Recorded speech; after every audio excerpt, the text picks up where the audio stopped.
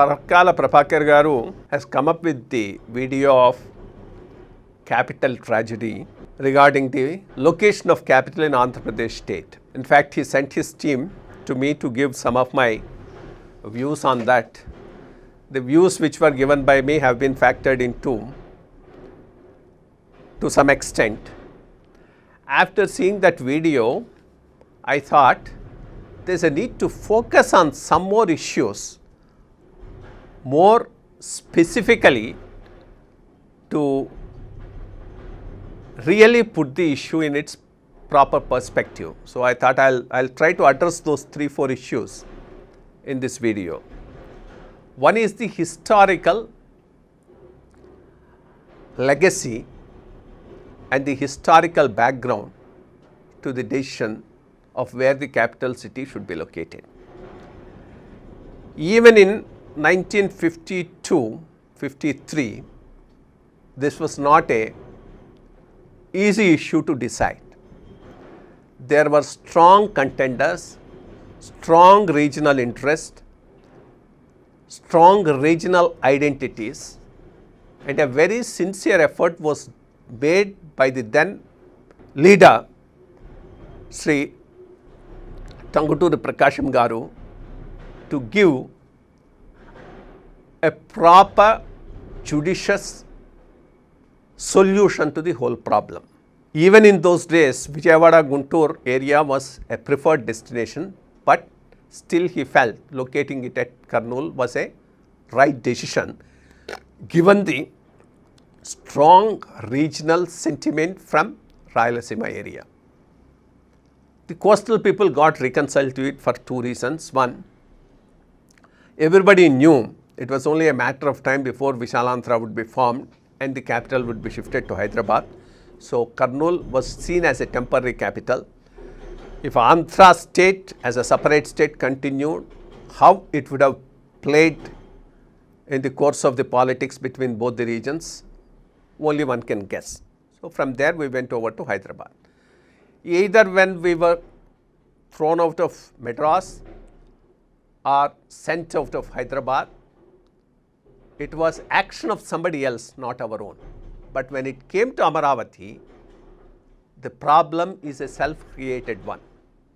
Failure to see this historical background, accept, appreciate the existence of strong regional identities and sentiments in terms of Rayalaseema area, coastal area, within coastal area, the north coastal, the south coastal, the central coastal, and the lack of a broader identity which can strongly subsume these regional identities. That identity is always there, but the regional identities were also equally strong. So, when these regional identities were so strong, any decision to locate the capital city should have been taken factoring in all these things, taking this historical background in its right perspective. If that type of a attitude was there from the political leadership at that time in 2014, things would not have come to this pass at this point of time. I do remember some former chief secretaries, DGPs, high court judges belonging to Rayalaseema area meeting the then chief minister and making an impassioned appeal requesting him to locate the capital city not at Amaravati, the place, of course by then it was not so specifically known the place, but to locate it at Donakunda, which would be a place which the Rayalaseema could have wound up much easier and much better. But then the CM at that time was not in a mood to listen to them and went ahead with location of this capital city at Amaravati. This one-sided unilateral decision to locate the capital city at Amaravati is the root cause of all the problem today. So, let us accept that. I mean, unless we accept that and analyze that, any solution to this will not be something which will be long lasting. So, this is one factor which needs to be kept in mind. Second is the issue of land pooling. This is another area which has complicated the whole issue. Was there a need, necessity to pool about 30,000 acres of land to build a capital city? Definitely not. What we were trying to build was a mega city, not a capital city, and a mega city based on a speculative value, not a real value. For those 30,000 acres to get the type of a value that was promised to them, because the CM himself told them, I'll make you GMRs, GVKs, etc., you give me the land. I think that was, it could never have happened with the capital or without the capital.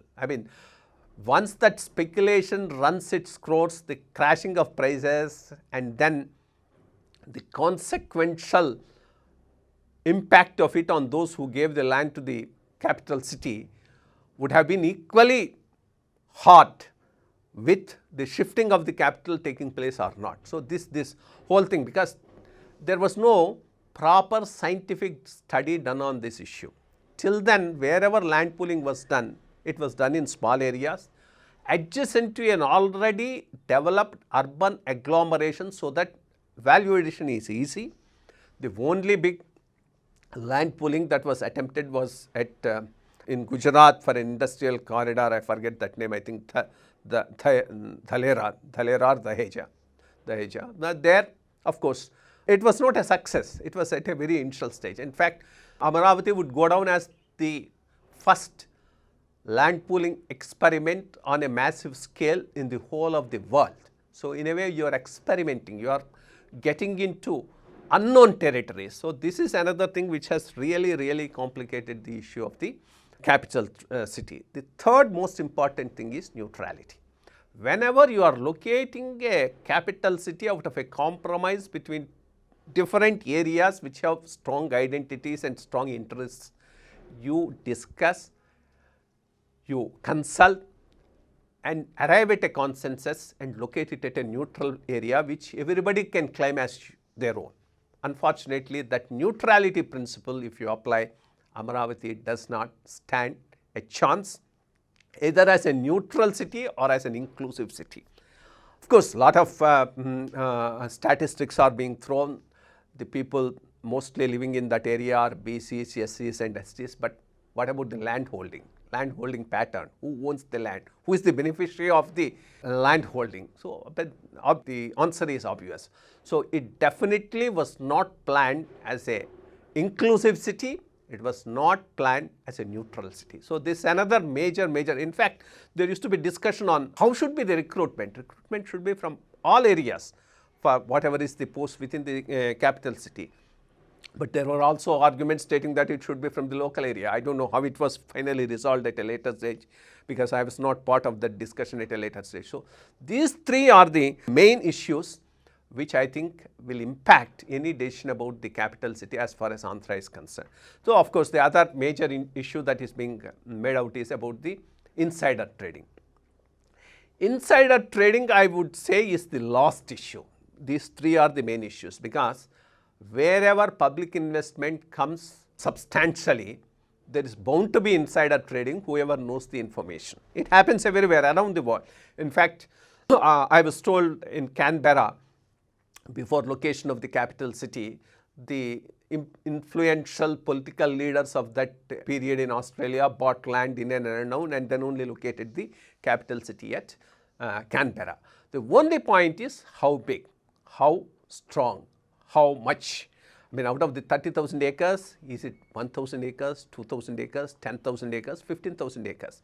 This government, which is making this claim about insider trading, which definitely has happened, has for the last 1.5 years failed to prove what is the extent, how much, how many are the beneficiaries.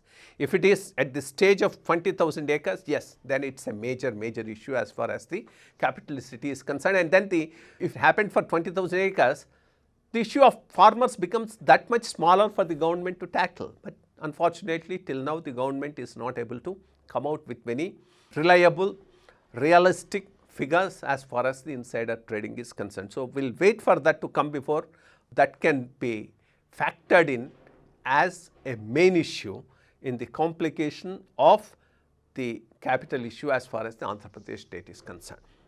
if this is the way, one can attribute substantial portion of the problem to the then Chief Minister Mr. Chandrababu Naidu, and he's taking a decision unilaterally without having a perspective of the historical background and then going in for a mega venture without realizing its implications in terms of the land pooling. The role played by the then opposition leader and the present Chief Minister of Andhra Pradesh is no less in the whole sordid story. He was the main opposition leader when the issue was being discussed in the assembly. He came in and told, I wholeheartedly support the location of the capital city in Amaravati. In fact, on that day I was there in the CM office and with me was Anantapur leader Mr. J.C. Divakar Reddy, and he was flabbergasted and was turning to me and telling, look at this man, what is he saying?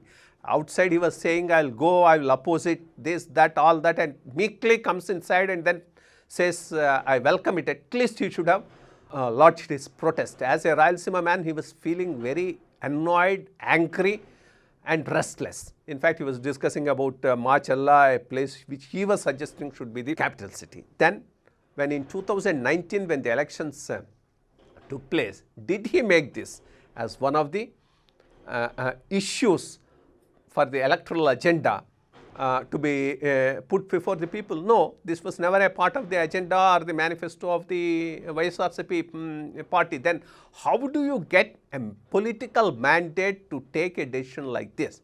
So I think he doesn't have a political mandate to take this decision of relocating and making it into a 3 capital cities.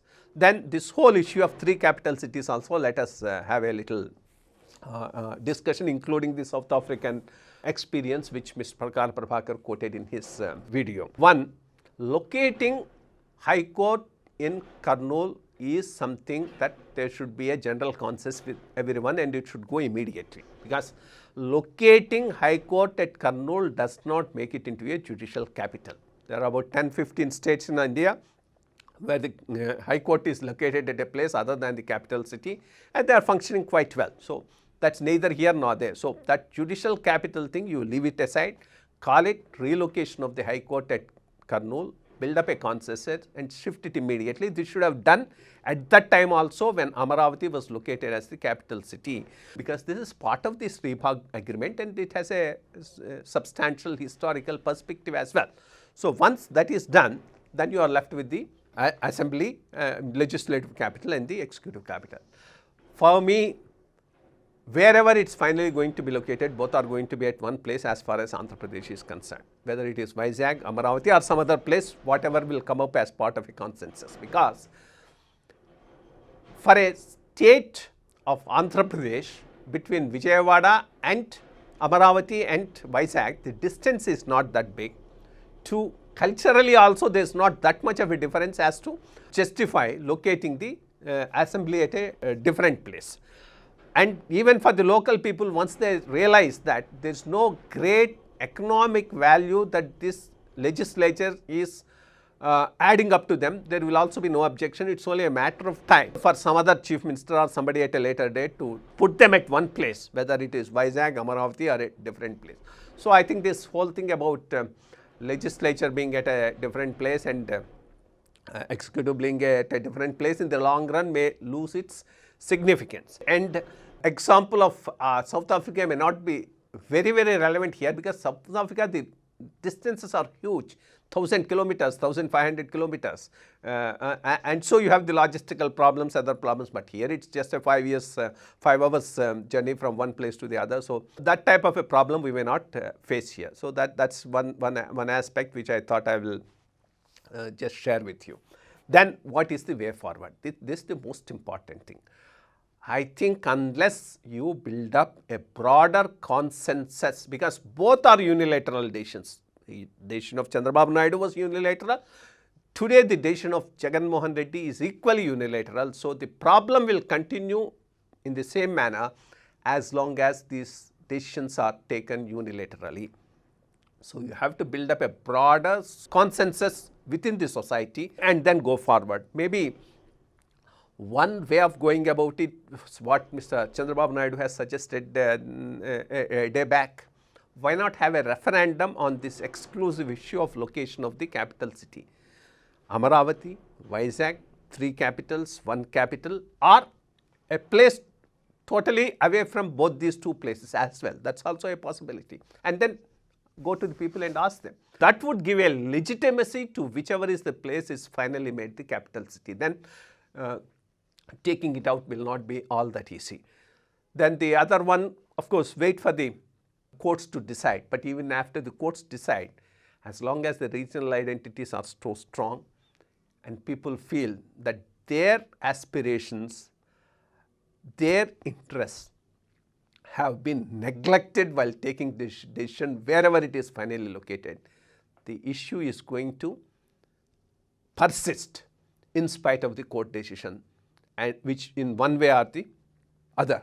And that's the most essence that is expected of a leader with vision, to accept the diversity, to accept the identities, to accept that this is a problem which needs something on which we need to build up a broad consensus. Unfortunately, the past Chief Minister Chandrababu Naidu and the present Chief Minister Mr. Jagan Reddy totally lack this visionary angle and are going in a very unilaterally and as if they are the sole and whole decision makers, which has a bearing for future generations of Andhra Pradesh.